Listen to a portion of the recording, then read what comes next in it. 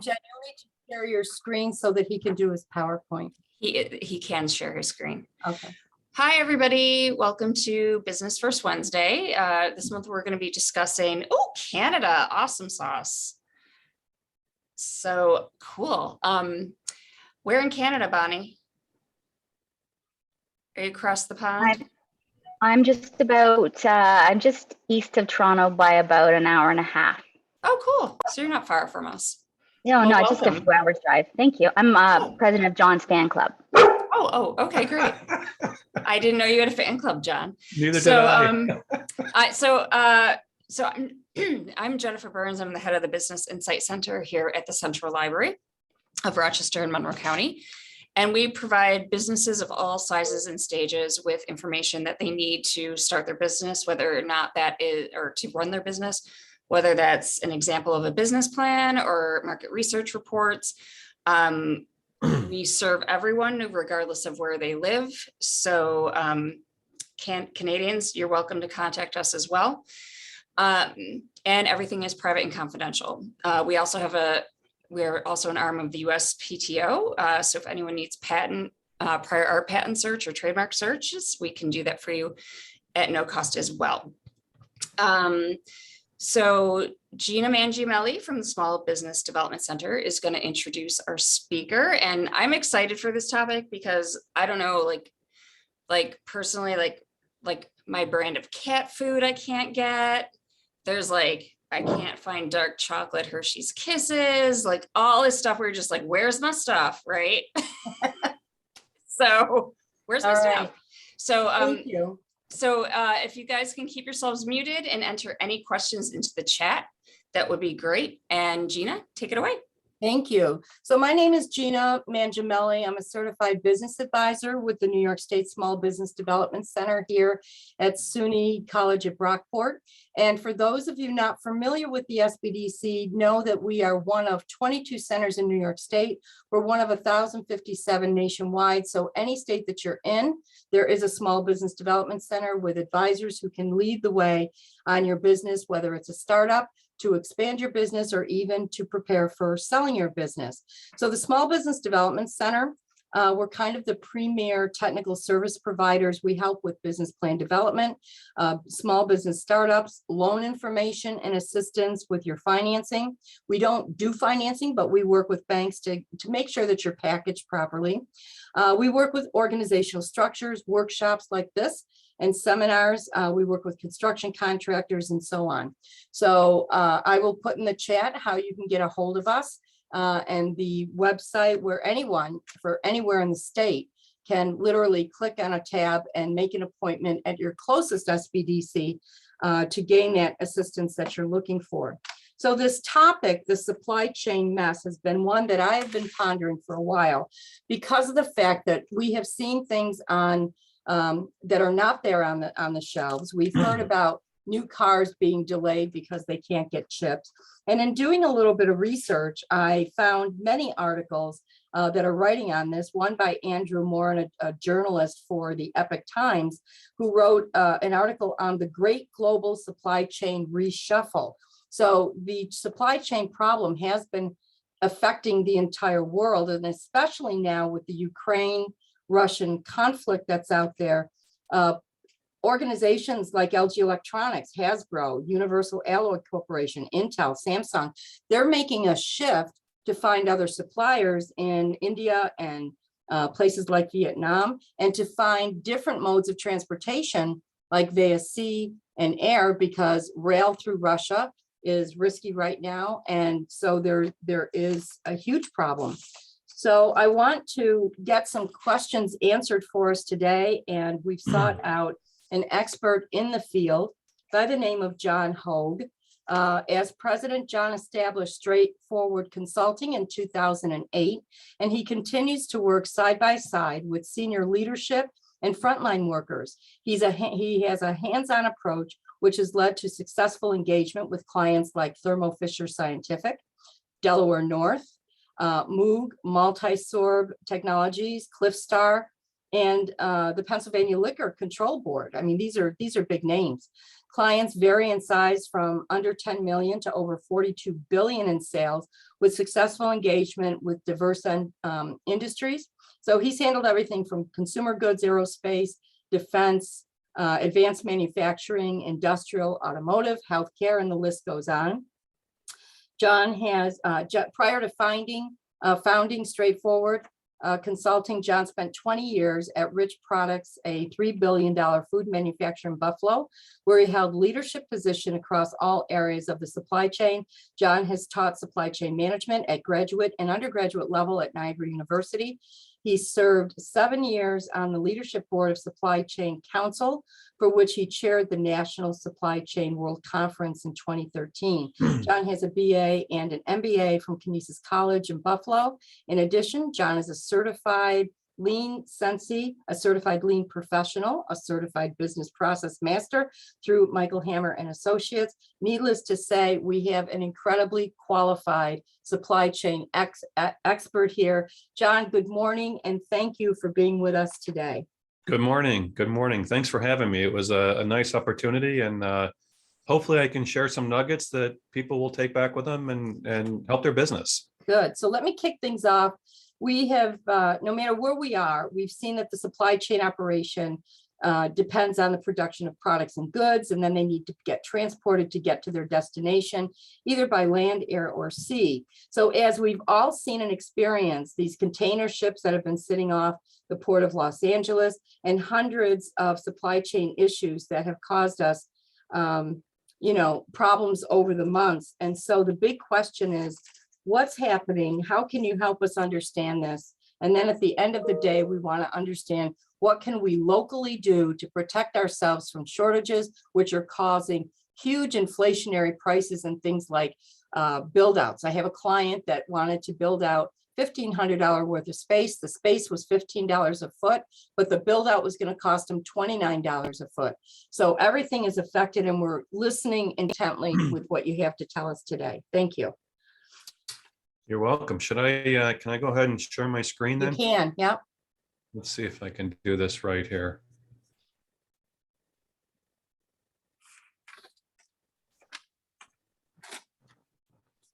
Can you see the PowerPoint there? Yep. There you go. Okay. Yep.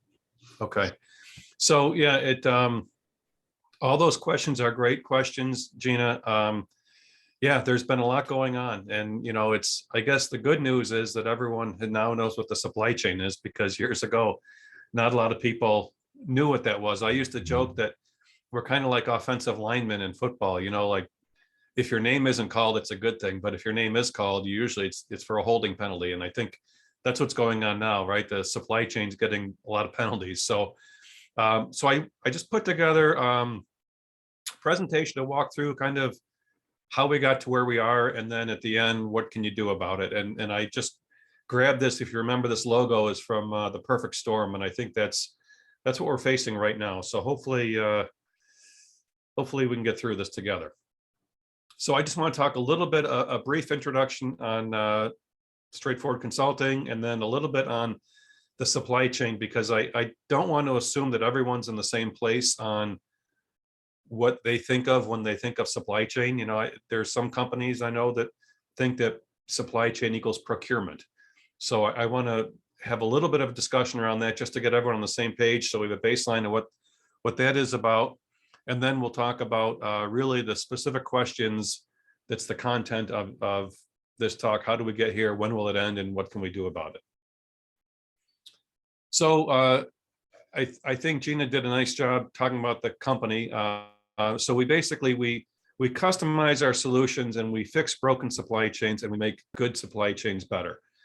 And we have really a team of practitioners.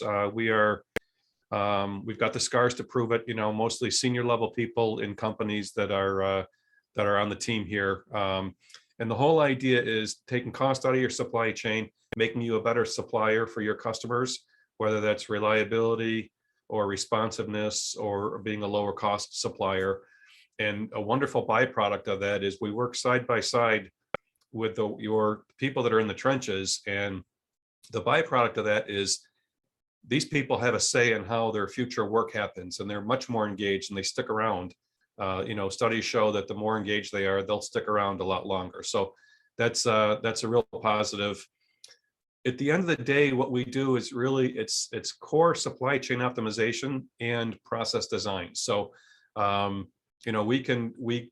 background at Riches was across all areas, a number of years in any given area. So I can go really, really deep and really, really broad across the supply chain.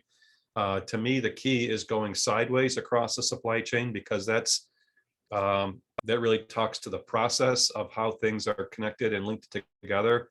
And that really closely resembles what the customer feels if you look at it from a process standpoint. And that's what I do. I look at the supply chain, functionality and best practices.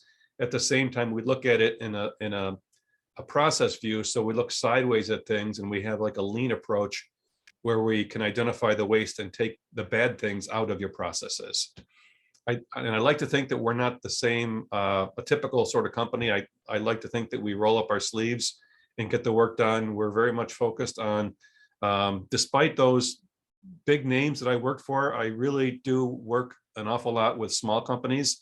Whenever I get one of those larger contracts, it's a bit of a surprise, because to me, I thought our focus would really be more along the lines of the smaller companies.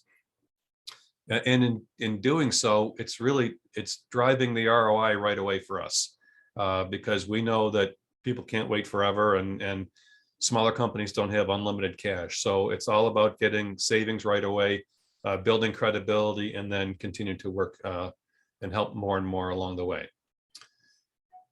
Here's just a quick example of some of the clients that we have worked with. And like I said, there are some big name companies there, but there are some smaller companies there. There are companies that are, under 100 million. There's plumbing companies in there. I've got machine shop clients that are, less than 5 million. So I look at that and say, it just tells me that our approach is scalable, and it works for big companies as well as the smaller companies, which I think is, it's a win for all of us. So I'm putting this, normally this is something that everyone usually has at the end, and I'm just putting it up front. I do have it at the end as well, but in case somebody has to leave, or if we get going on something, I just want that contact info out there. So take a screenshot if you want, if you're not able to stick around for the whole time. So let's talk about the supply chain then. So I am a fan of this, what's called the SCORE model, and the SCORE model itself isn't really important, but I didn't want to share this without giving them credit. But this is a model that's been developed over 1,000 companies, different consultants, different software companies, and they have.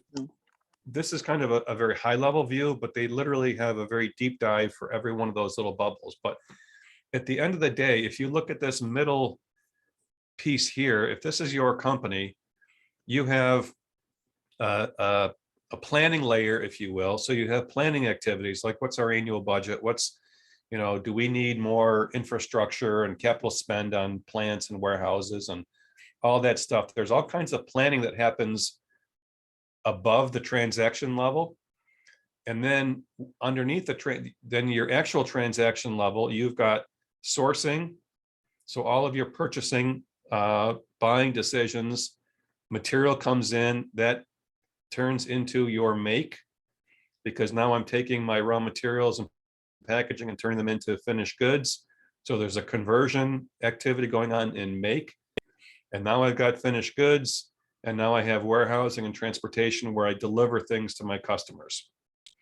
And then if need be, we have a return. So we have customers sometimes returning to us, and we sometimes return things to our suppliers.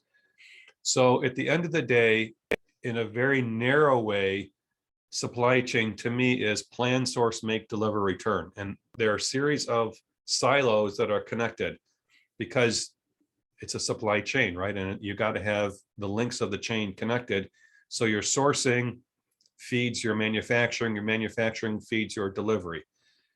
But it's not just your own company, right? You've got to look sideways and look earlier, go upstream, and you look to see, your supplier has the same thing going on at their site. They've got sourcing, manufacturing, and distribution, as do their suppliers. Similarly, you can do the same thing going forward, and your delivery. So this is your salespeople and your transportation people connecting to your customers, right? Your salespeople are connecting to the buyers at your customer sites. And then when you have finished goods to deliver, your transportation people are connecting to your inbound warehousing at your customer sites. So you're linked all the way across. So it's not just the supply chain that happens under your roof and within your four walls, but you have to think all the way back to, here's my operations, but you've got to think all the way back to your suppliers, and your customers' customers. And that's how I look at it. And the more you can look at that, the more you can streamline this process. And usually you've got to streamline it within your own four walls, but then you reach out and then you make things better with your suppliers and your customers, and they're doing the same thing with their suppliers and their customers.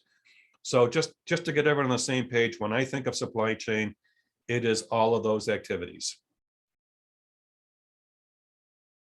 Here's another way to look at it. And I like this because it's a real daily thing, something that's, in your, something we can all relate to. What happens to an orange that's being picked in an orange grove? What happens to that to get to be orange juice on my breakfast table, right? So you've got somebody planting trees and, understanding where the farm is and harvesting the oranges, transporting the oranges to the processing facility. But before it gets to the processing facility, you've got to have all of your purchasing done, right? You've got to be able to package this. So you've got boxes that you're buying, labels, containers, whether it's, pure pack quarts and gallons with lids, or plastic jars with lids, or whatever packaging it's going into. And you've got the production facility itself. Then it moves out of the production facility, usually onto pallets. The pallets go into a truck, which gets into a central warehouse where it's stored. And then eventually it would be ordered by a retailer. So now you're shipping it out to your retailer so you can go find it on your store shelves. You are also part of the supply chain. So you're the last mile, if you will. You're going to the store to pick up your orange juice, and finally you've got the orange juice. So if you think about that, there's a ton of activities, and this is only 10 slides here, but there's a ton of activities that have to happen for this to work seamlessly. And to think that, prior to the pandemic, you didn't hear a lot about the supply chain, which really told me we really were doing a pretty good job. Things were in place, to make things happen seamlessly as possible. And one last piece, what I'm sharing with you here is literally just the material flow that you're seeing, right? You're seeing the fruit, you're seeing the trucks, you're seeing the manufacturing process, but behind every one of these pictures, there's also an awful lot of planning going on, right? How do I know how many bottles to buy to make? I've got a plan for that truck to move that here. All those things are also happening. So there's a lot of behind the scenes activities as well. So hopefully that just gives you a sense for the breadth of what we're talking about for the supply chain. So that was more of a baseline understanding. Let's move into, so how did we get here? As I said before, I do think that the supply chain was in pretty good shape. It was never perfect, obviously. And if you go back to, this earlier slide here, well, I'm not going to go, there's too many pictures to go through, but the slide where I showed you the score model, there's still an awful lot of companies that really don't do well within their own four walls. So I'm not trying to say that it's perfect, but at least it was operating. We didn't have the spotlight on the issues that we have now. And then COVID hit, and I think that Lean has gotten a bad reputation for being the cause of a lot of this, a lot of the shortages in the supply chain, and I don't think that that's fair. I think it's Lean combined with our penchant for low-cost sourcing, primarily in China, which really, so Lean is all about lower inventories and, continuous flow of materials. But then we were enamored with the low cost pricing and quarterly reports to Wall Street. So now we try to make that work with buying materials that are a month away from us. And all of the quality and the IP issues that we've had with China over the years, to me, the two of them are a bad combination. I think either one of them is manageable, but when you put the two of them together, all it takes is a hiccup, a major hiccup like we've had with COVID to really throw this thing off the rails. So that was the first thing. We started having the hiccups with the material shortages, and then with the actual COVID itself, I think it started, some of the earlier stuff was in a lot of the meat packing plants, and you have a lot of immigrant labor that, they live, many of them in a house. All it takes is one person to get COVID and it would go through the whole house. So there were a lot of meat packing plants as well as consumer goods facilities where they were shut down for weeks or really, really hampered, and their throughput was really, really low just because they didn't have the people. And then when people did come back, by the way, they also had to be social distanced. So how do you, if you have a really highly, an operation that's highly dependent on manual labor, and now all of a sudden people have to be 6 feet apart when before they were right next to each other, the only way to do that is to slow the lines down. So there's a lot of reasons why the throughput was really, really slow. So that, that didn't help. So now we have a material shortage, and now we have labor shortages in the plants at the same time where we start seeing an uptick in consumer spending, right? So, and that's from the people that were not unemployed, the people that still kept their jobs, but had all kinds of discretionary income, right? We can't go to a restaurant, we can't go on vacation, we can't do any, can't go to a movie. I have money to spend. So they start buying things for their homes. They're also, many of them working from home, so they're staring at the same four walls. So, there's home improvement projects. There's, how about a new deck? What about an expansion for the house or an addition? What about we, put concrete in the driveway instead of blacktop? Some of these became really big ticket items at a time when we were struggling with throughput, but people had money to spend. And then you add on top of that, people that had money from the PPP, the unemployment, the various grants. And I'm not saying that those are bad at all. They help people get through, but some people, it added to what they had, and there's money to be spent, right? So there's money to be had, money to be spent, and it made it even worse because it was such a struggle to get the product. So our demand, the GDP is up something like, was up, I think 7 or 8% last year, which is really, really strong. So the demand is up when the throughput is kind of low because we're material shortages and labor shortages. And then what happens, you have this bullwhip effect. So it makes it really, really difficult for companies to plan when they've gone, everything was shut down for a while. And then they have real erratic demand because of hoarding or because people buying things, all of a sudden there's spikes. So whatever normal demand patterns they had, because their history is usually what is used to build forecasts, and that's how they plan going forward on what to buy, what to make. Well, the forecasts are totally thrown off because of the last 2 years worth of history. It's really difficult to find any ongoing trends in that data. So it's really difficult for companies to know what to make and what to buy. So that's almost like adding a little fuel to the fire there. We talked about the big ticket spending there. Cars is another one, right? And now we've got the issue with the microchips, the home additions and everything. I know the price of lumber, those issues have all been, they've all been really quite, it's been out there in the news quite a bit. And then we have, late last year, I read this number, it's unbelievable, but 20% of the workforce resigned fourth quarter of last year. So that is a huge number. And yes, we already had baby boomers resigning, but now there's actually even more people leaving the workforce. And then you throw on, other particular industries that maybe they've got vax mandates and people are leaving because of that. So it's really, really difficult. Now it's really a struggle to find people, and the people that you have, you're bringing people in, they don't really know the business. They don't know the processes. So the company is not up to speed anymore. So we're still kind of limping along as best we can. So because of all of that, and we have this insatiable demand, the demand is up really, really high. Capacity is really tight on the transportation side. So ocean freight capacity, I know everyone has heard about this, but the ports in LA and Long Beach have been really, really congested. The trucking industry, it has totally been a seller's market out there.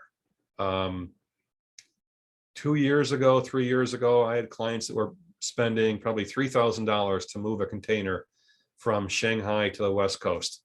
That same container recently has cost over $20,000.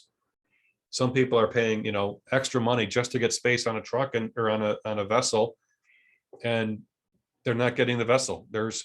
These ships are not honoring ongoing contracts just to get the spot pricing, because the spot pricing is so much more lucrative for them right now. So it's totally it's a seller's market. They are making money hand over fist. Unfortunately, that's what the market is. I often wish that we'd have some providers out there that would take kind of a long look at it and not try to gouge people here and have the business when the economy shifts, because it will shift again at some point. And hopefully we have memories on how these providers, took care of us. And the trucking companies, so the ocean freight companies are making profit like you wouldn't believe. The trucking companies, typically, if they had an operating ratio of 90, which means 10% of their costs are covered by 90% of their revenue. So they have a 10% margin. Within the last 2 years, they're all pushing to get to 70%. So they're pushing their margin from a 10% to a 30%. And they're well on their way. So that's just more fuel to the fire, if you will, of what's going on. So let's take a little bit of a deeper dive into 2022 and where are we now? Everywhere I go, whether it's clients or other business owners, it's people, right? People are struggling like crazy to find people to work for them. And there were some industries that were short on people to begin with. The trucking industry has been short on people for years. I remember my first year teaching at Niagara, that was the big thing, right? The biggest thing in transportation is the driver shortage. So that's not getting any better. By the way, there are companies out there paying well over $100,000 for a driver. So that tells you what's going on, right? $100,000 for, somebody with a high school education without a college degree, which is good for them. That college isn't for everybody. You can go make a pretty good living if you want that lifestyle.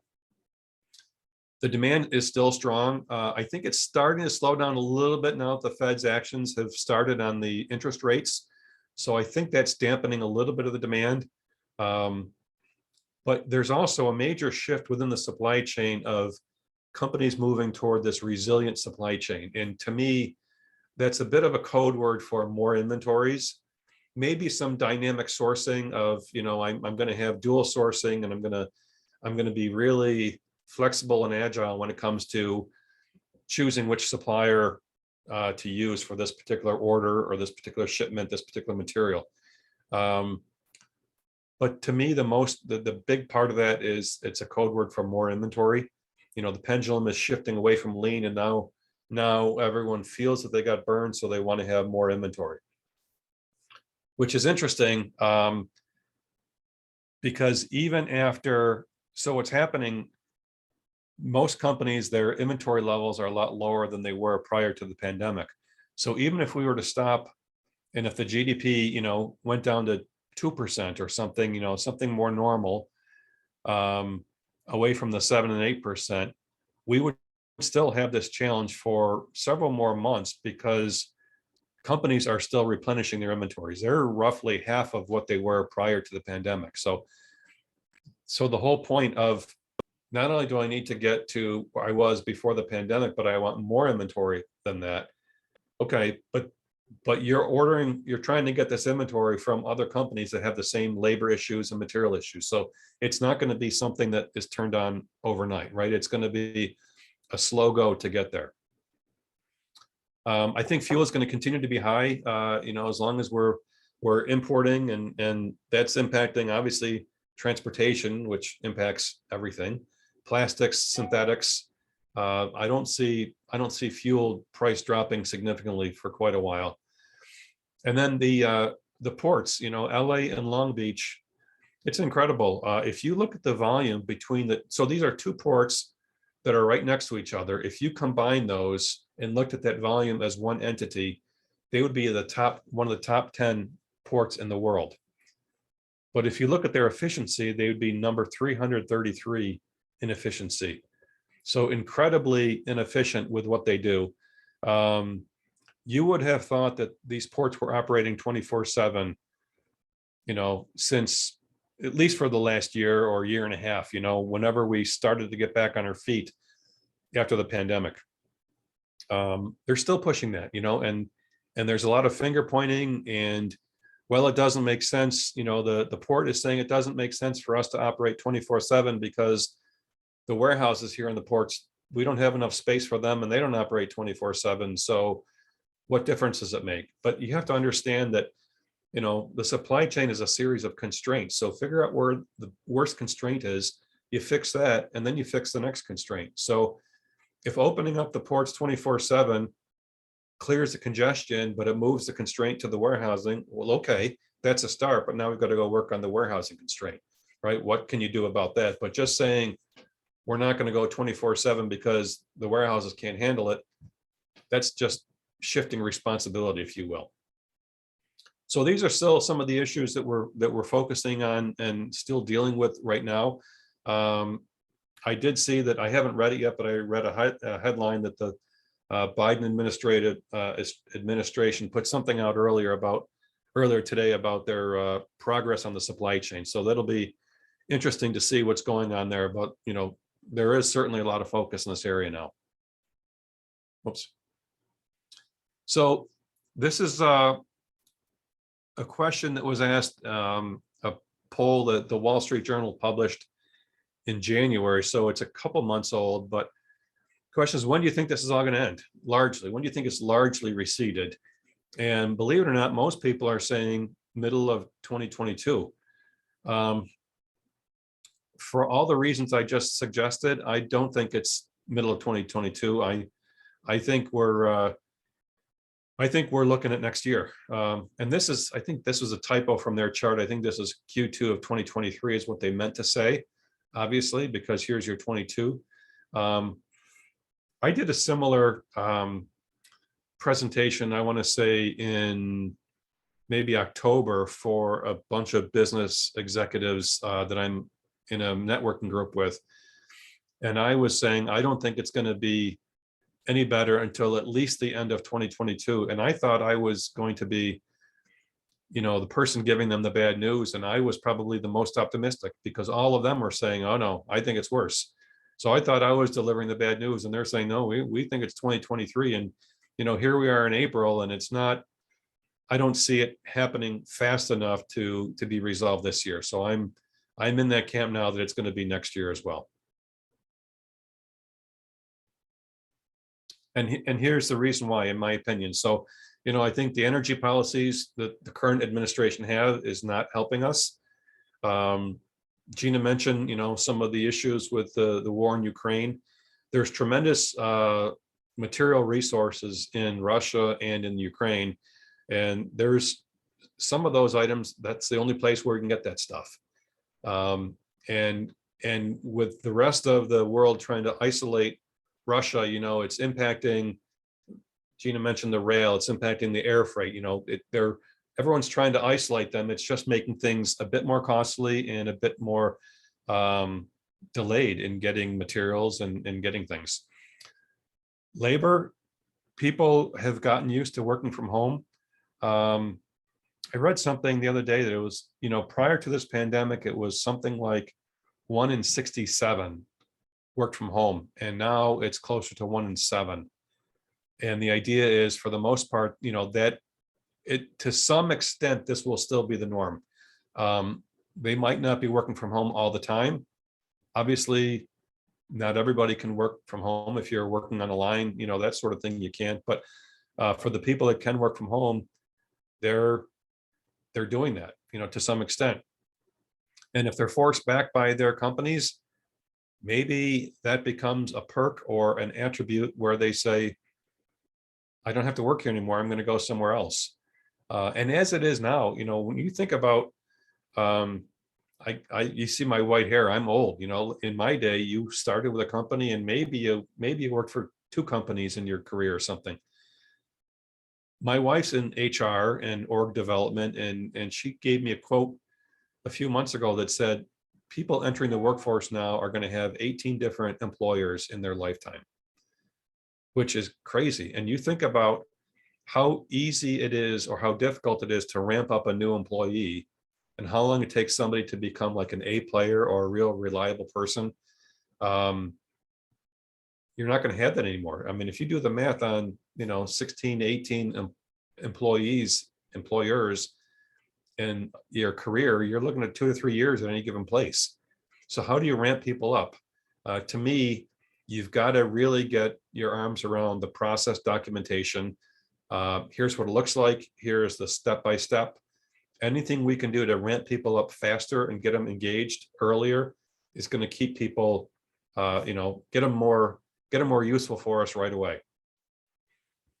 Logistics, the warehousing space right now is super, super tight. And I know in Buffalo, there's some news of some warehouses being built, but that's not happening overnight, right? I mean, that takes capital, it takes time, it takes planning.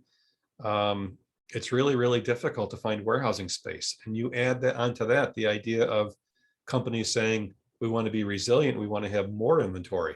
So whatever we have, whatever warehouse space we have right now is probably going to be even less in the next few months. So I don't see that freeing up right away.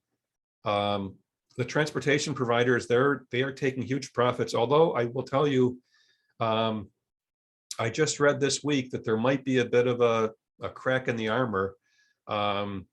There's a Dow index that focuses on the transportation providers, a lot of the truckload, over the road truckload companies. And that index has lost about 7%, I think, in the last few days. So, there's a key ratio that they focus on, like the number of loads that are tendered out there to the number of commitments. And basically there's so much demand out there, the carriers could choose whichever order they wanted, right? So that's why things were being delayed, because people couldn't find truckers to take their freight. Well, that number is coming down. So there's less open orders per being tendered for every truck out there. So it's coming down. So it looks like there's starting to be a little bit of a softening in the trucking market. So that could portend lower rates and more availability and maybe less delays. I'm not ready to say that that's a trend yet, but it looks like for the last 2 weeks. So let's keep an eye on that for maybe another 4 or 5 weeks before we say that's really going in that direction. Diesel, diesel prices are historically high right now, and the West Coast ports, they're still a mess, right? They're slowly digging out of that, but it's nothing they can handle right away. I keep going the wrong direction on that, I'm sorry. So here's a few metrics that I wanted to share with you. Here's your price per gallon. This is into February. So, $4.77 for diesel. I know at some point it's hit over 5 as well. So historic high there. Here is your West Coast, and I can't see all of it. Can I hide that? There you go. I had the little console of the people on that side, so I didn't see the right side of my screen. Apologize. So here's the China to the West Coast freight. And it's up 11% from the most recent month, but there's been some clients are hitting 20. And this was like $3,000 2 years ago. And to think that boy, to think that, wow, $10,000 would be a bargain 2 years ago, you'd say I was crazy if I said that we'd be paying this amount of money for a container. Here's a new order. So I pulled this off the Institute of Supply Management website. This is their data that they track on a monthly basis. So there's a little bit of a slowdown here, and maybe that's correlating to that transportation slowdown. But you can see, and this is, by the way, this 50%, the way to read this chart is if you're less than 50%, that's like the baseline. You're shrinking, the market's shrinking, the economy's shrinking. If you're over 50%, you're growing.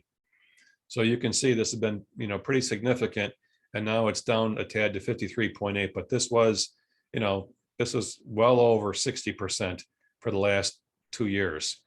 So that's new demand that just keeps coming, right? And here's your inventory levels. So inventory spike a little bit early 20. That was when the pandemic hit, and nothing shipped for a while. But you can see we've been, historically low inventories. These are dangerously low, which is why you're not finding your cat food, or you're not finding, the aluminum ladders or the aluminum for the beer cans, God forbid, right? So that's where some of these struggles are coming from, because the inventory just isn't there right now. John, quick question. Sure. That freight waves,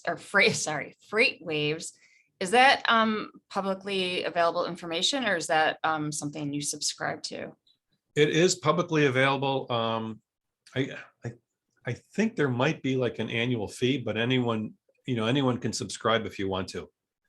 Okay. And sometimes, like, I think I actually pulled this off a kind of like a state of transportation, maybe like a monthly report that somebody had put that in there. So I don't remember if I got that specifically from their website or from the report that I pulled.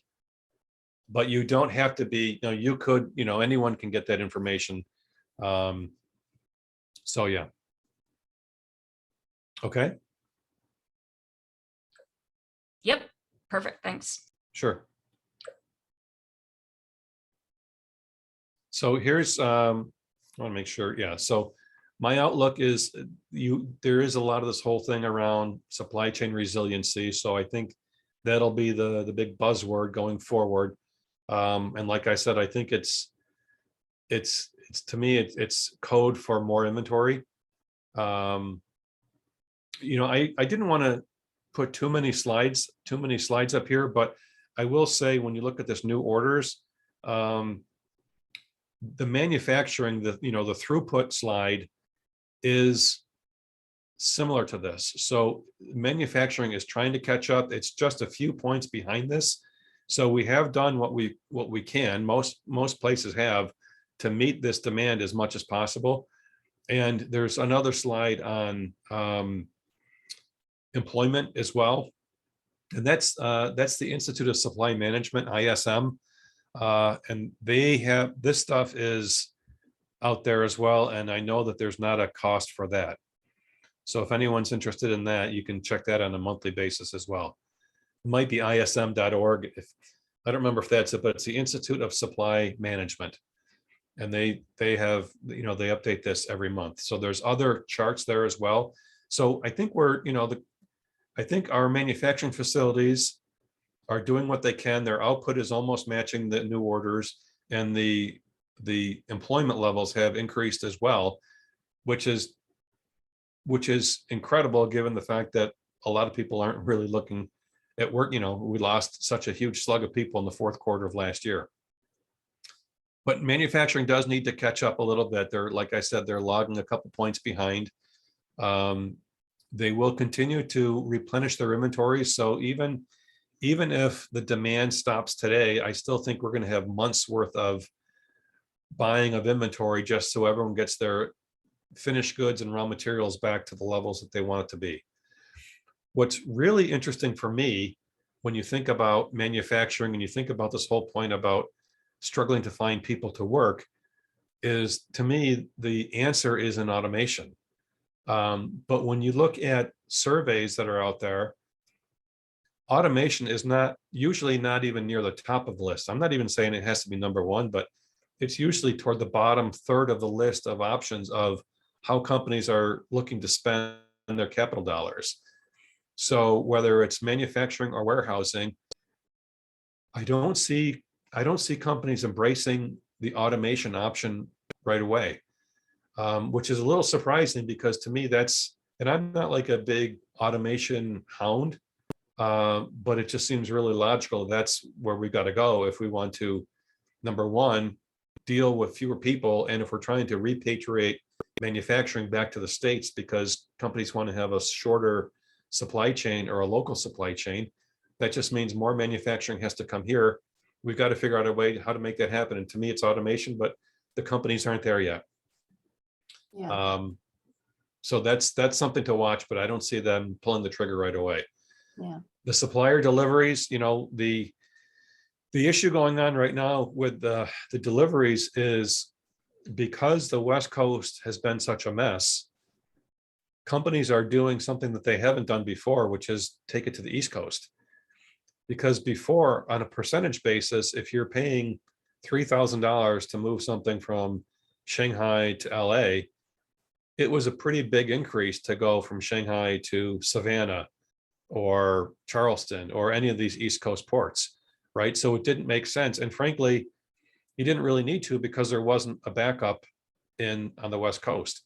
But now because of this backup and because the prices are so high, what's another $2,000 to get it to Charleston or Savannah? So that's what a lot of companies are doing. And what we're seeing is a little bit of a relief in LA and the West Coast, LA and Long Beach, but we're seeing an increase in Charleston. It's almost like whack-a-mole. And we have to be careful when people are saying, hey, guess what? The congestion on the West Coast ports is reduced. I've read those articles, but then if you look to see, okay, well, what's going on the East Coast? It's not like the volume is down. They've just rearranged them. So now we've got some congestion on the East Coast ports. So it's really an interesting dynamic of what's going on there.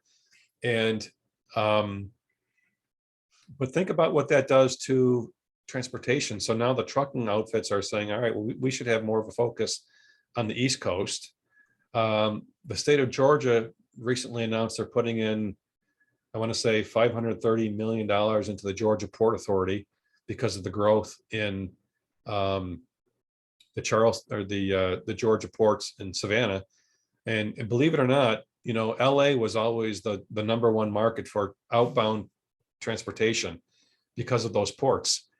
It just shifted recently in the last few weeks to Atlanta. So Atlanta now is booming because of everyone shifting to the East Coast ports, which is really interesting to see how this thing plays out. Yeah. John, can I interject a couple of things here? Sure. So going back to the issue of labor, I can tell you that Devereaux Corporate Behavioral Health, which is an organization that manages adults with disabilities, my daughter works for them, and they were having such an incredibly difficult time finding qualified certified nursing aides to do direct care in the residential homes. Well, their solution was to get H-1Bs for incoming immigrants, training them, and then because they will work for minimum wage, it kind of compensated the cost of the H-1B, and they work really hard. They don't want to go home. She said we had to literally tell one of our workers to go home because she was there for 3 shifts and hadn't slept. So you've got that component. How do you see immigration impacting the need for labor here? Well, that's a huge one. And we've had that for a long time. I mean, there's a lot of seasonal, in some of the rural areas around here, there's a lot of seasonal immigrants that we have that are working here. There are a ton of them. Like I know in the Buffalo area, we have a huge Burmese population. And I toured a factory 3 years ago, and like mostly Burmese, and they're wonderful workers. I think the big thing with any of that sort of thing is it's going to come down to the language barrier, and anyone, whether it's an immigrant or anyone new to the company, how quickly can you get them ramped up and understanding your processes? Mm-hmm. So, and we're going to get into this when I talk a little bit about what you can do about it. To me, you've got to get your processes documented. And frankly, you know, right now we're in an age, even before COVID, like the baby boomers are retiring, and many of them have a small business, and they've taken it, you know, they've taken it as far as they can, and they can't get it any farther. And the reason they can't scale it is because it still relies on them and a few other key people.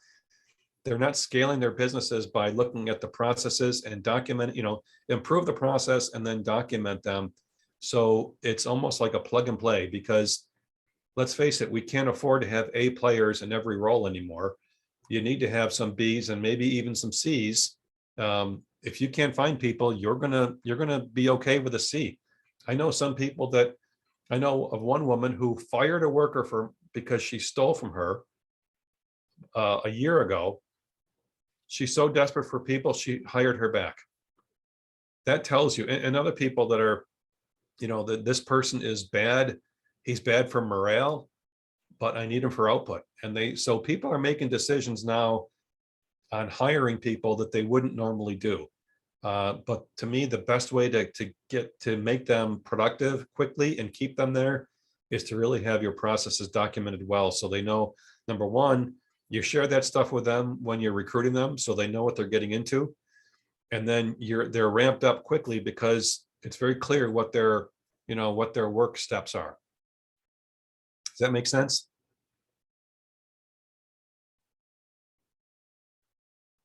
You might be on mute, so I'm going to assume that's a yes. And then the last one here, COVID, you know, COVID is still a wild card, so we don't know what's going to happen there, but that's still a bit a risk that's out there. So what can we do about it?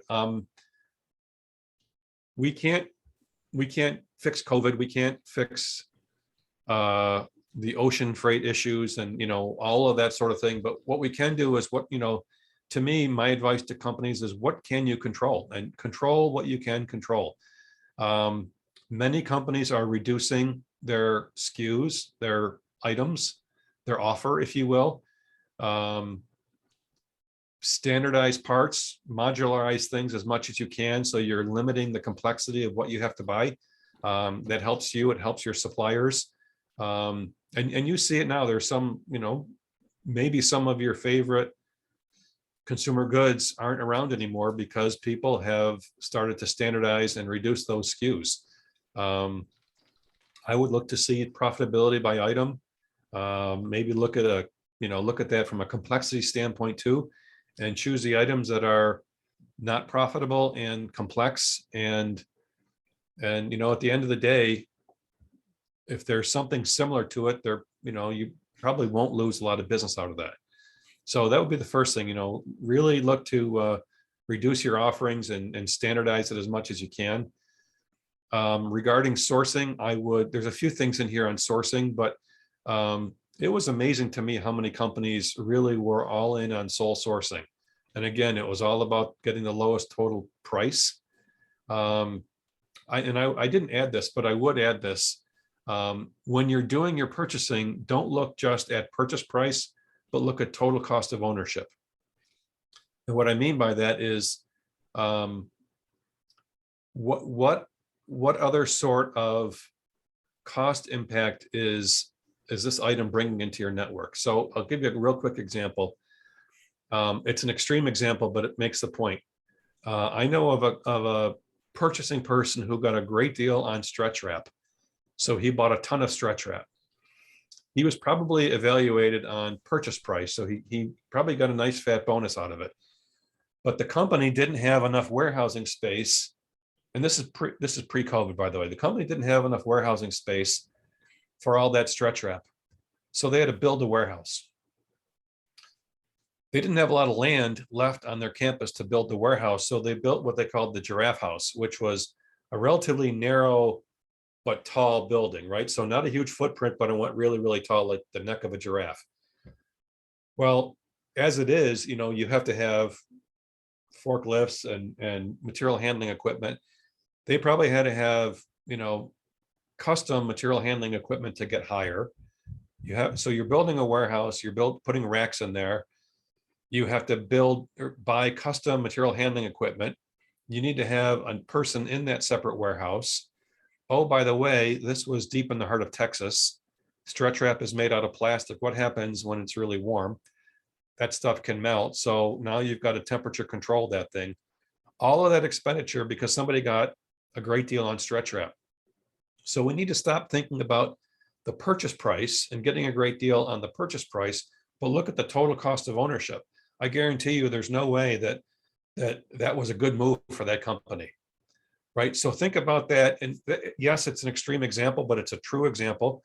Think about that. And, when you're making buying decisions, think about the total cost of owning that inventory. So that would correlate to buy what you need when you need it. Don't try to buy more than what you need. And I know that's not, maybe that would be tone deaf in this market right now, but if you're able to share your demand plans with your suppliers, and if they can assure you that they've got the materials for you and labor for you, if that piece is in place, maybe you only order what you need when you need it, as opposed to filling up warehouse and spending cash on things that you don't need. Mhm. I really think about going local with your supply chain. And again, it might cost a little bit more on the price, but the transportation is going to be less. You're not going to have these extended, 30 to 60-day lead time for your materials, because you've got to be really, really good at planning if you're ordering out 60 days in advance. You don't have to be as good at planning if your suppliers are local. And I would also think about, find out more about your supplier's supplier. So the person you buy from is your tier 1 supplier, but look to see who they're buying from, because you might have a local supplier and you might be thinking, all right, well, we're not buying from China, or we don't get anything from Russia, but their suppliers could be getting that. So there were a lot of companies that were impacted by COVID and the shutdowns in China because of COVID in China, as well as the ocean freight issues, that didn't think they were going to be impacted because, well, my supplier, I don't buy from China, I buy local. But where are they getting it from?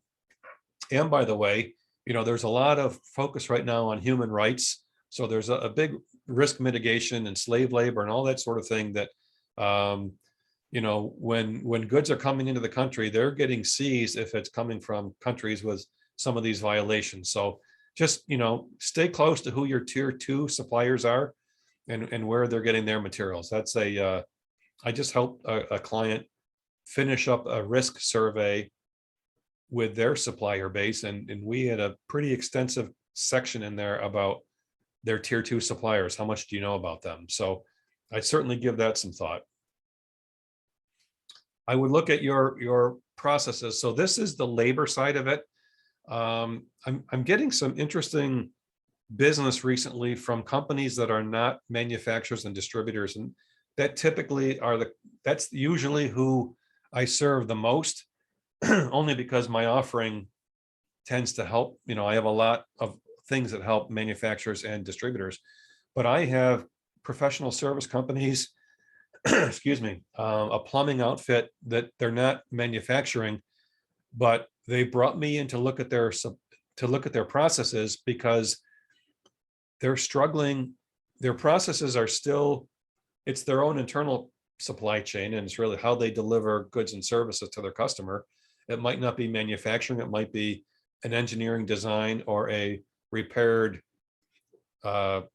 leaky faucet or something like that, but they can't find people. And what we're doing is we're looking at their processes and saying, well, you know what? You're doing 35 steps to make this process work. 10 of these you don't even need. We could do that in 25 steps.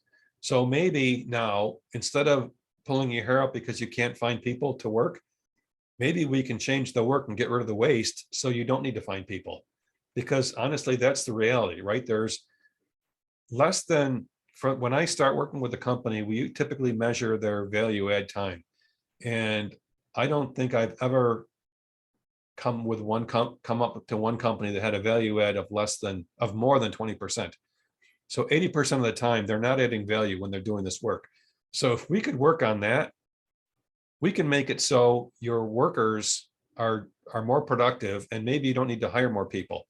And that's not to say that you're not, running them into the ground. They're not driving home totally exhausted, they actually could be driving home even more refreshed because we're taking some of the busy work out of it. And the stuff that's almost like rolling a rock uphill every single day. And then you come in the next morning and you start all over. So if we can take the rework and all that stuff out of their steps, maybe we can figure out a way that you don't need to hire those people, because it's really tough to find those people now. And when in doing that, I would engage people, because people have a say. When people have a say in how the work gets done, they're much more engaged. And if they're engaged, then they're going to stick around longer. That's what the studies show. And what better way to do that than to give somebody the opportunity to say, I helped create that future state process. And I'll tell you guys, I could work with a food company today and a plumbing outfit tomorrow and a manufacturing company of automotive the next day. I'm not an expert in any one of those fields. The experts are the people that are, in the trenches doing the work. So I bring a process to get the ideas out of their head and provide structure to help make those ideas a reality, and guidance and coaching, but I'm not the expert in those industries. So those people that are on your front lines have a wealth of information. So they're working 8 to 10 hours a day. Part of what they're working on has to be about, man, there's got to be a better way to do that. So tap into those people as well. And then I would right size your inventory. And again, I know that inventory questions right now could be considered tone deaf, but at the very least, at least do the study and understand what your inventory should be. And if you want to go higher, at least you know what the baseline should be, and then you can go higher based on that, and you can quantify what that means. My inventory level should be X, but I want to go 10% higher than X. So it's very easy for me to quantify the dollar spend to go to, X plus 20%. We do something called fix the mix. Typically, we're taking about 15% out of people's companies' inventories just because they don't need it. People typically look at inventory levels, they plan inventory levels based on aggregate. So I manage this product line with X amount of inventory. But the reality is every item has its own unique demand pattern in the marketplace. So why not set the safety stock level based on each item's unique demand pattern? It doesn't really matter the source and the manufacturing, everything, they're all made on this line and this production line. I keep 2 or 3 weeks worth of inventory. It shouldn't work that way because each item has its own demand pattern. So figure out the safety stock levels based on the uniqueness of each item. And then reduce transportation costs. There are still some opportunities out there. I know we deal with a lot of small manufacturers, but if you could aggregate your spend anyway, we turn a lot of our clients onto a nonprofit shippers organization, and they have about a $35 million spend in LTL and $100 million spend in ocean. So smaller companies can piggyback on and get national account pricing through that way. And typically they're saving about 25% on their freight spend. So try to be a little bit different in how you look at your transportation spend, because there is money to be saved out there as well. Final thoughts. So we have to keep this light a little bit. I just kind of superimposed, take me somewhere expensive, honey. And there's a couple having a date, but they're in the middle of a shipyard. So every one of those containers has a $20,000 price tag to get it from Shanghai to the East Coast. So food for thought anyway. We gotta keep this light somehow anyway. Otherwise we drive ourselves crazy. So with that, I think I can take questions. So John, I wanted to step up here first before we get to our participant questions. You said $430 million that Georgia's spending to put up improvements into their shipping authority there. Given that this whole crisis and this whole mess might resolve itself by 2023, 2024, is that demand for that really going to be consistent? Do you see a continuation of shipping to the East Coast versus the Los Angeles and Long Beach ports?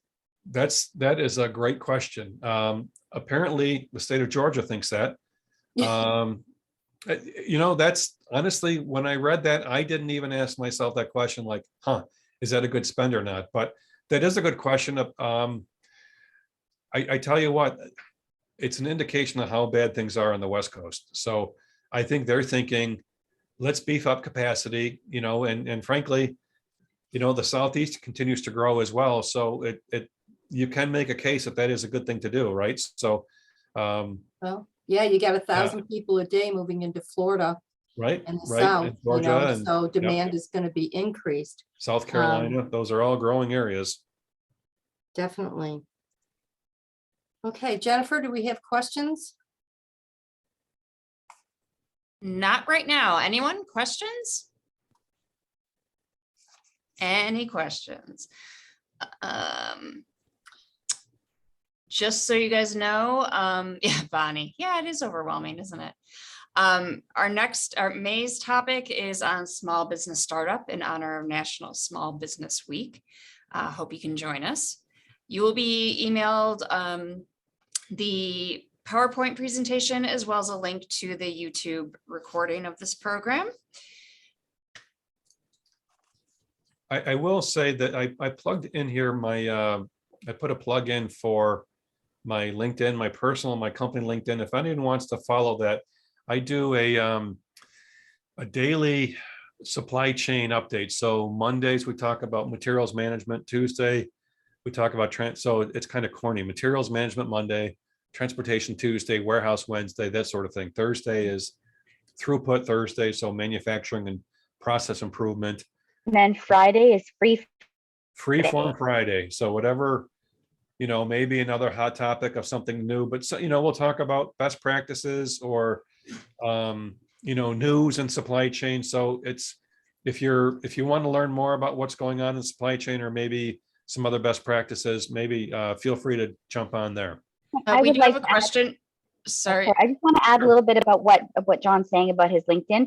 He tends to take a longer form approach to a concept so that you're actually feeling like you're gaining enough knowledge to use. And that is unique on any social media platform. He digs deeply into it and explains things very well. And it's probably the most value I get out of LinkedIn on a daily basis. And honestly, I don't work with John.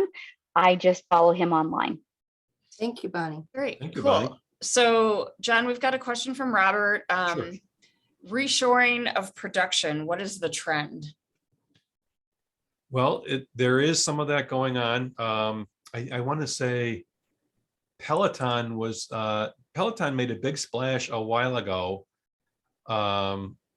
announcing a new manufacturing facility in, I want to say, Ohio. And then something happened and I forgot what it was, but I think that's been delayed. So there is some of that is going on. I'm not a real expert in how much it is and how much movement there is, but I think in general there is a theme for people don't want to deal with this risk anymore. I think they're realizing that at the end of the day, they will pay for inventory, even if it's more expensive, because they're paying $20,000 for a container. So at the end of the day, when push comes to shove, they have to have the inventory. And I think that's given them pause to say, you know what, then if we're going to be paying that kind of money, why not build something here? So I think that is there. But again, the challenge is going to be the labor piece behind it. Like, where are these people coming from? Okay, another question. How about the chip makers making here versus Taiwan with the China military threat overtones? Yeah, the Taiwan has certainly owned the chips. It's interesting, I have a client that sells businesses via vending machines, and he just told me yesterday that, you know what, chips are no longer a problem for them. They're getting the chips. So I don't know. I think that might be a short-term little blip for them. I know that, the automotive industry is still really hurting with that, but what is it, TSMC or TMSC is the the company that really owns the market on the chips. I thought there was some activity going on here in the States, but I don't remember exactly where it was. But it's probably going to take some significant capital to get there, though. So there's probably, if it is coming online, there's still going to be some lead time for that. John, I have a question for you. When you were talking about going through your inventory, standardizing parts, reducing what you have, the accountant in me says, well, inventory is a balance sheet line item that has valuation. And sometimes companies keep old stuff because it has value to some extent, unless they do a, rework on it. But in working with your clients, how has these strategies affected the balance sheet and the valuation of inventory? Wow, that's a fantastic question. So the lean person will say that inventory, I know from an accounting standpoint, inventory is a balance sheet item. So it's an asset on that. Most lean people will say inventory is a liability. So you do need inventory, but you only need minor amounts. You need enough to buffer a little bit of the unknown. But buying inventory for the sake of having it on board or just in case is not a good idea. And I'll give you, I had a client, I worked with them in 2017 and 18. They had $20 million worth of raw material inventory to support a $100 million business, which was incredibly high in my opinion. We got them down to about 9 million without hurting manufacturing, right? So that they just planned for the 100-year flood. Well, I have to have X number of truckloads of this because the roads wash out in, I get this item in New Mexico, and every year there's a major washout of the road. So then we're out of luck. I said, well, how long does that last? A day. Well, we carry extra inventory and oh, by the way, and that it really didn't happen every year. It happened like every third year, right? Or we carry extra inventory on this because, it's a Canadian item and it might get hung up at customs. Well, how frequent, the last 20 orders, how many get hung up at customs? One. And how long was it hung up? A day. Yet you're carrying like 3 weeks of extra inventory. So to me, it's a real lean, really, it's about flowing and the inventory. If it's sitting there, it's not adding value. You're paying for it. And if you look at the cost of inventory, some people, I've had a VP of procurement tell me, well, why isn't it anything other than the cost of money? Which blew me away. So at the very least, it's the cost of money plus the opportunity cost of that money. But if you look at the waste that the inventory creates, there's so much other, like the example of the giraffe house, right? They had to build a warehouse for that inventory. To me, that's not an asset. I mean, it's not a good business move. Right. I've done things with other companies where they had warehousing space across the street and the warehouse cost them about $200,000. And we were asked to figure out how do we make that work so they wouldn't need that extra warehouse. And the guys in the plant are saying, well, it's not a big deal. It's only $200,000. Well, you really looked at the math, the activity around that cost of the inventory, it was closer to $500,000 because all they were looking at was the lease. They didn't take into account, you had to have a person in there managing the inventory. Now you had to buy a tractor and a trailer to move it from the warehouse back to the plant. Because you had available space, you bought a lot more packaging inventory than you needed. And then the state of California changes their regulations and all the ingredient legends on this high-end glossy retail packaging had to be thrown out. So there's $75,000. You start adding all those things up, their $200,000 warehouse was $500,000. So when I look at inventory, there's 8 different kinds of wastes that are inherent in any process. And overproduction, which is buying stuff earlier or in greater quantities or making product earlier or in greater quantities, is the biggest waste. It's the worst waste, I should say, because that causes inventory, and then the inventory causes all the other ones. So I am not at all a fan of excessive inventories. That's another Business First Wednesday conversation. We could just talk about inventory, I think.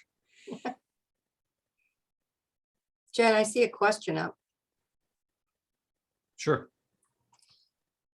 So we have a question up that says, what is the name of the aggregating shipper that you mentioned where smaller companies can get help with their freight needs? It was a not-for-profit. Yes, it was the United Shippers Alliance. And if you want to, I could put you in touch with the, I work very closely with the executive director. They do nothing. Basically, you own the relationship with your carriers, but you piggyback on their national account pricing. So if you wanted to, I can give you his contact information if you want to, whoever that is, if they want to just connect with me. Or you could send it to Jennifer and she can send it out Okay. when she sends the PowerPoint. Because there was another term that you used called spot market versus contract, that they Yes. were not honoring contract. I'm not familiar with spot market. Could you, or spot placement, could you kind of Sure. elaborate on that a little bit and give us a Yeah. better? Oh, absolutely. Yeah. Think of it like you have season tickets for the Bills games, that would be, or the Sabres, that would be your contract rate. But if you just want to go to one game, you're paying a lot more for one game. That would be the spot market. So there are companies out there that would have contracted rates, and it's a commitment. I'm going to move, 50,000 containers a year from Shanghai to LA. Whatever that, pick a number, right? Whatever volume you're going to have, and I'm using it, with you, Mr. Carrier, Mr. Ocean Vessel, and I'm going to pay $3,000 for that. Now it might be $6,000, let's say, because of COVID. What's happening is a lot of times, because of the money involved, these providers are not honoring the contract rate because they can get 17 to 20,000 on the spot market. Meaning a drop-in, somebody that just needs a container of clothing. Or yeah, and it could very well be that these companies that have the contracts and they're not being honored could very well be going to other vessels and buying it on the spot market then. Mm-hmm. So it's almost like, I guess the ticket analogy is a good one. It's you've got a contract in place, but it's not being honored. And frankly, it's not being honored because these guys are staring at $20,000 a container versus 6 or 7. Yeah. So now maybe they honor it, but they're saying, I'm only going to give you X number of containers a week, which isn't, they need a lot more space than that. So that's the difference between the two of them. You're much more protected in the contract rates. But like this United Shippers Alliance, they've got $100 million spend in ocean, and they've already been told they're not getting any more space for the year, which is, Wow. it's criminal, but yeah. So Yeah. transportation costs is a big component of the cost of a product, right? Do you Absolutely. have any specific tools that help us do the net cost analysis from purchase price to total cost of ownership? Are there worksheets or something you could lead us to that might help us to formulate that we as advisors could actually work with clients on to take a Yeah. look at that? I don't know that there's a worksheet out there. If you've heard of like activity-based costing, Yes.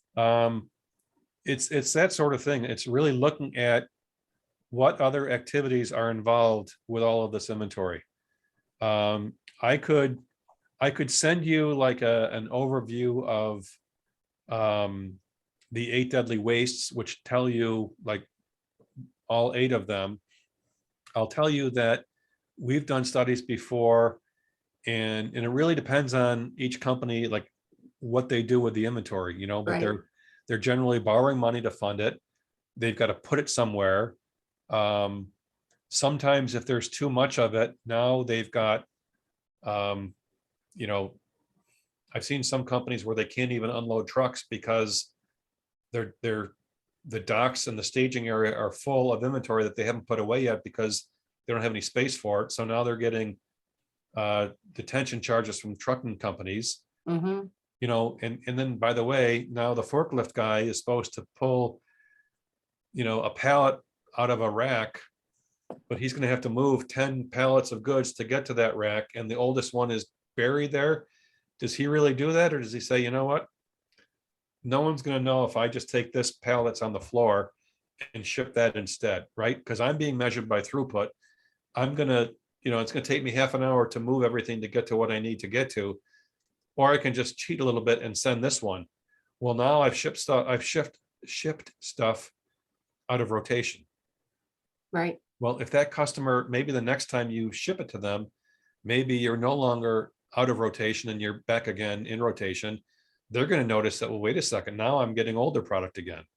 So it's not an easy, you know what, let me see if I could put a little checklist together for you. Let me take That a would be stab at great. that. It won't be perfect, but it'll be at least a starting point.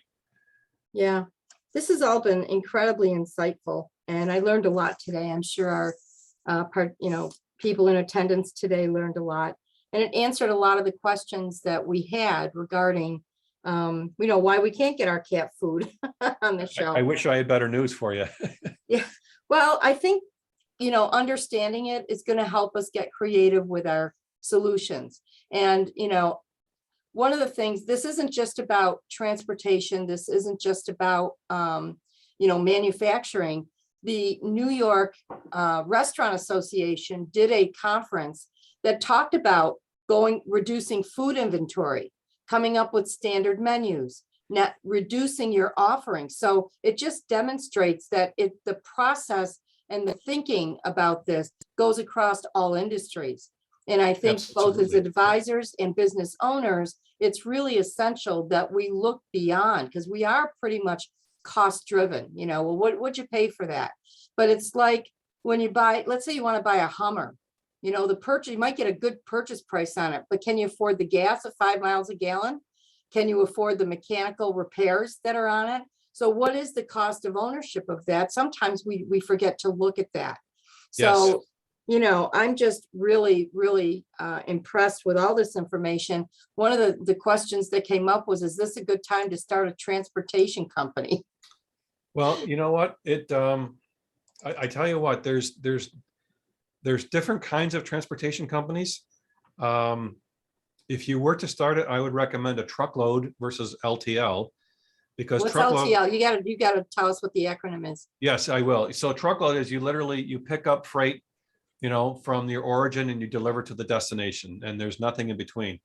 LTL is less than truckload. And what happens in an LTL environment, you're picking up a few pallets of something and you're bringing it to a warehouse, and then it gets mixed, and then it might, maybe the warehouse is here in Buffalo, and then it might, if it's going to Chicago, or let's say it's going to Phoenix, maybe the next move might be a truckload move where it goes to Chicago and it's mixed again with Chicago, and it's going to go on the outbound to St. Louis or something, and then it gets mixed again. So in the LTL world, there's a lot more capital involved. You need warehouses and computer systems for inventory and a lot of trucks. If you could literally get into the truckload business by getting a CDL, a commercial driver's license, and getting a tractor and getting a trailer, and you're in business. And probably the easiest thing to do would be to connect with, there's a lot of brokers out there, freight brokers. So you don't need to know who's who out there in the world. You need to be connected to some of these freight brokers. And then they're essentially finding the business to you, and you negotiate, how much you're going to charge to go from point A to point B. And then they add, so you would invoice the broker, and then the broker would in fact invoice the shipper, and they would add on whatever they added on their value add. But the easiest way and the fastest way to get into that would be a truckload, because you could do that with one truck. Yep. And I have clients that are shipping dirt, from like Buffalo to these new housing developments, and he's making somewhere around $500 a day. Yeah. Just doing that. So that's great. Yeah. Okay, do we have any other questions? Let me just take a quick look here. No, I think we're good. John, this was fantastic. Thank you Oh, so excellent. much for your time, You're your very willingness welcome. to do this. The SBDC is really pleased to have been able to host you. Jennifer, any Yeah. closing comments? No, this was just great. We appreciate your time, John. And I think everybody learned a lot. So Very good. Well, now you know why you can't get your cat food. I know. You know, ever since this happened, when people hear that I'm in the supply chain, I tell them my middle name is, it's not my fault, but it only goes so far. They still want to wring my neck, but I Yeah. honestly didn't do it. I'm trying to help them out of it. All right, well, thank you all. Yeah, and we hope to see you next month. Thanks, everyone. Take care. Take care.